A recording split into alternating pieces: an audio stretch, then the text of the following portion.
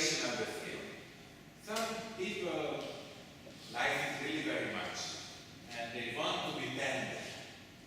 And of course, if somebody goes to the beach or to the swimming pools many times, or to solarium, the skin will thicken. This is actually a very nice protective mechanism how our body tries to protect us against the environmental exposure of the UVB light. We also know that mainly ultraviolet A light is responsible for the tanning of the skin.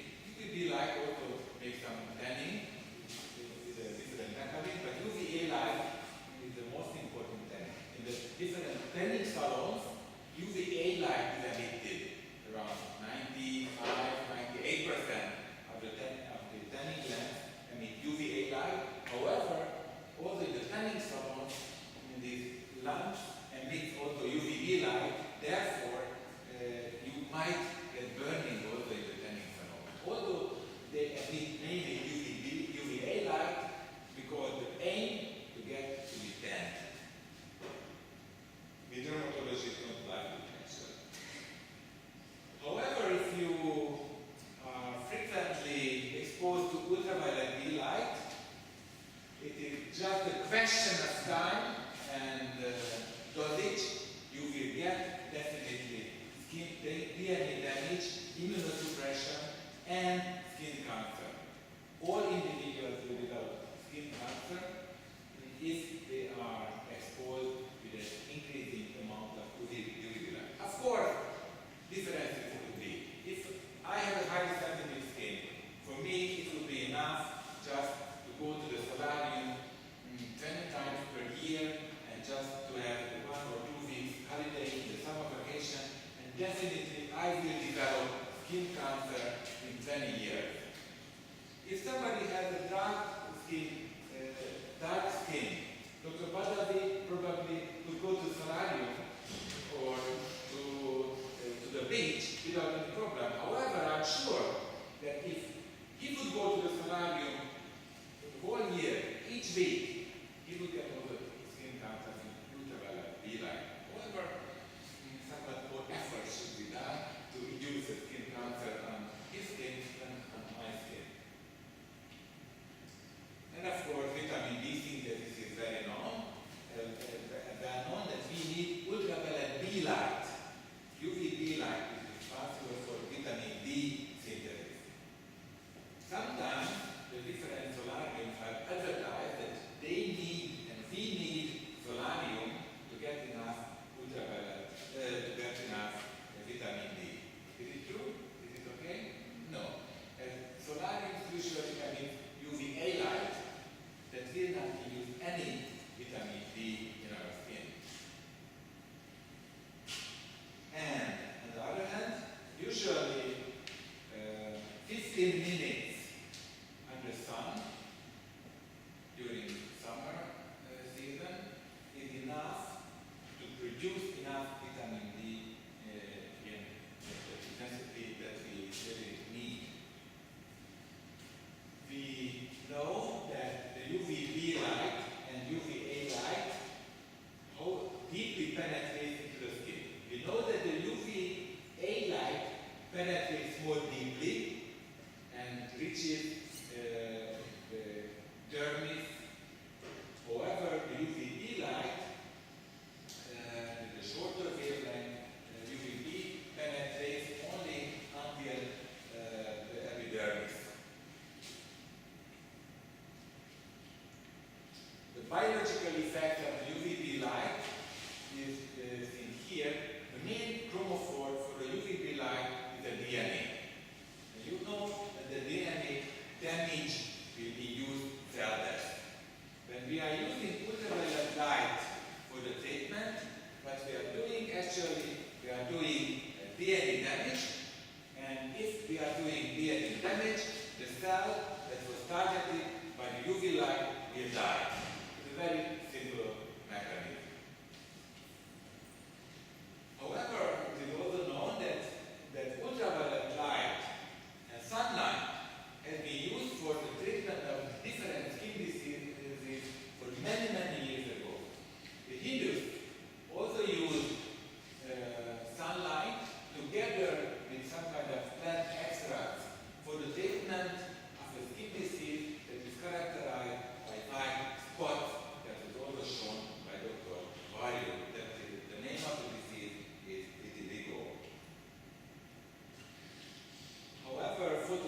phototherapy and heliotherapy was also used for the treatment of other diseases. It was found that sunlight could kill different bacteria, such as anthrax, and even tuberculosis bacterium could have been shown to be killed by the sunlight. And therefore, later on, artificial light sources have been developed to cure different skin diseases. At that time, the tuberculosis was a very frequent problem, and mainly these artificial light sources were used to treat tuberculosis. As it was really important thing, it was acknowledged by the Nobel Prize for Wilson, who got the Nobel Prize for the treatment of foot-and mycobacterial infection, tuberculosis, with focused delivery of ultraviolet light. Mycobacterial infection is very simple. Ultraviolet light kills the cells by destroying the DNA. Our cells can be killed by ultraviolet light, but also mycobacterium, tuberculosis, and other bacteria can be killed by ultraviolet light. The therapeutic effect of ultraviolet light is actually more complex a little bit. It causes membrane damage and also DNA damage, and different cells that are targeted will die. On the other hand, immunoregulatory function will be induced, such as a special population of immune cells with inhibitory capacity will be also produced. But the main mechanism of action is the cell death. Those cells that are targeted by the UVB light will die. If the immune cells are targeted, then different diseases that are mediated by the increased immune response, increased immunity, can be treated by UVB light. The main mechanism of action of ultraviolet phototherapy is the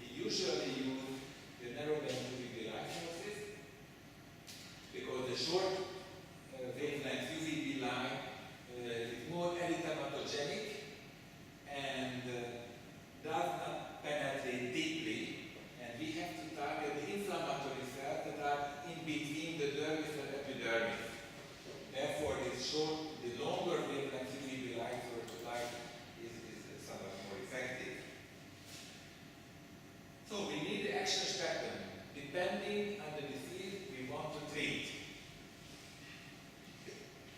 The most important disease we are dealing with in dermatology when we are using ultraviolet B light is the so-called psoriasis. We see very thick inflammatory plaques on the patient's skin, also the nails and joints might be affected. And we know, and the patient also know, that ultraviolet light could be one option for the treatment. What is the mechanism? Why is it red? It is red because of inflammation. Inflammatory cells are in the epidermis, an increased number of inflammatory cells in the epidermis and dermis. And if we irradiate it with UVB light, what will happen? The inflammatory cells will die and the inflammation resolves. Therefore, it is good for the treatment. And we know the action spectrum of psoriasis. Shorter wavelengths causes erythema and no effect on psoriasis. UVB effectiveness peaks in between 304 to 300 nanometer, even without causing erythema. And UVA light alone, without any photosensitizing other agent, is actually not good for the treatment of this disease. In 1996, with my colleagues and with the colleagues of the Department of Laser Physics, with Ignaz and Joel Bohr and Professor Fabo, we were hesitating on the following thing. We have sometimes patients when the total body irradiation with ultraviolet B light is not a real good option. Why? Ultraviolet B light is a carcinogenic thing. With ultraviolet B light we reduce skin cancer. But again, it is dependent on the dosage.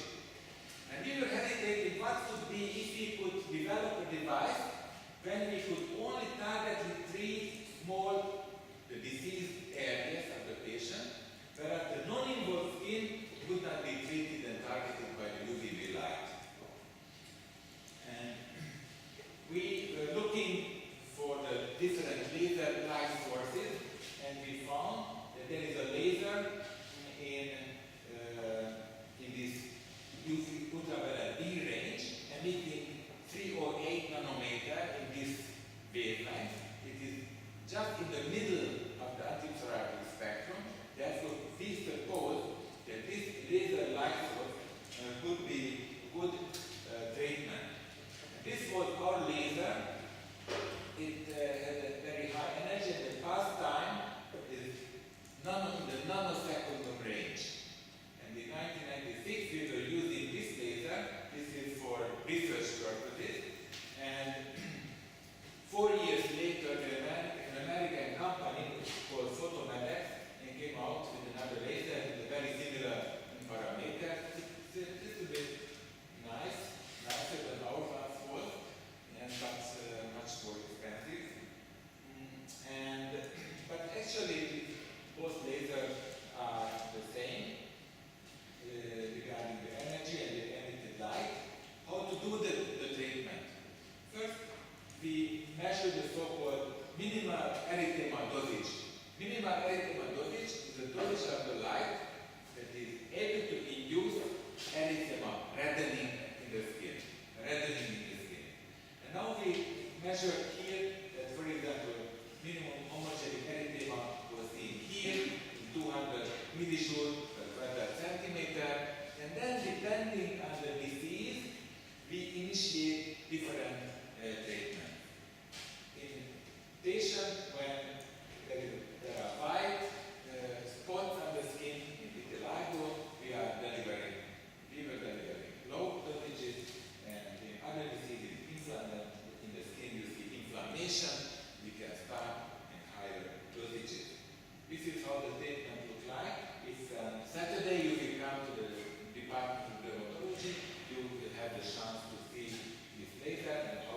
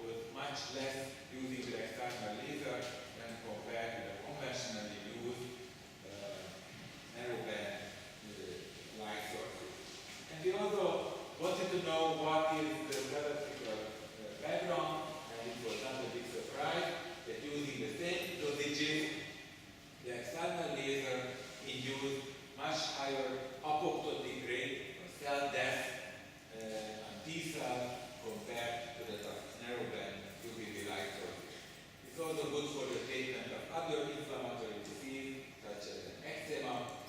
And this is another patient showing the white spots, and after treatment, this white spot disappeared, and very nice results could have been achieved with this kind of laser. This picture I got from Ashraf, showing another patient with vitiligo. Of course, if you have a light tanned skin, these white spots are not so disturbing. However, if you have a black skin, these white spots are really highly disturbing, and you can see here that during the treatment, a very nice cosmetic effect can be achieved. This is the patient before and after treatment.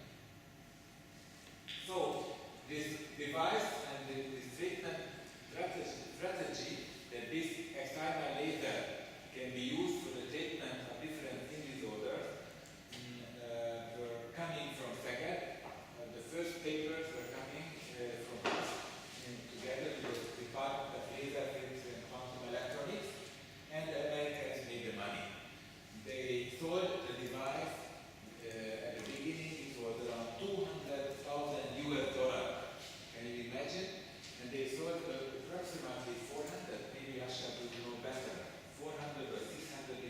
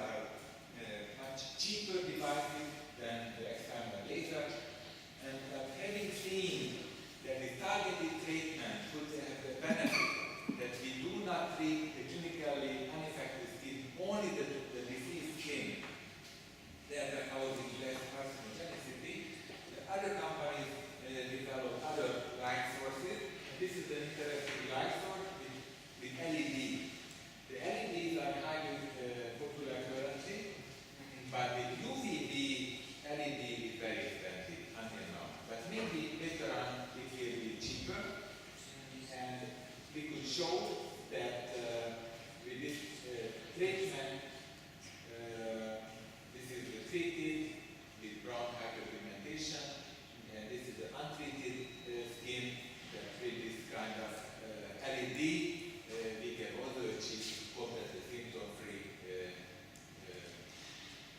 patient, and this is already for shown histological. So in the phototherapy, it is an old treatment form in dermatology. We were using different lengths many years ago. The last 50 or 60 years, great number of different devices were still used for the treatment of diseases. And now, we can be also proud that here in Szeged, we also contributed in the evolution of phototherapy by the discovery of the CO8 nanometer Excimer laser efficacy for the different skin diseases, and also the targeted ultraviolet B therapy started with this CO8 nanometer Excimer laser, and other companies were also moving in this direction and developing new targeted UVB forms of phototherapy. And this is a group who was involved in this research and in the development of these new devices. And thank you very much for your attention. Any questions at the end of the day? We have still, yeah. The patients who are exposed to this UVB radiation, aren't they more likely to develop skin cancer on these regions which are treated? If you irradiate the total body, of course, they are more prone to develop skin cancer. But again, everything is about the dosages. We know that until 350 treatment sessions, we are on the safe side, and there is no increased possibility to develop malignancy until 350 from the narrow band of the line. Of course, if you are using targeted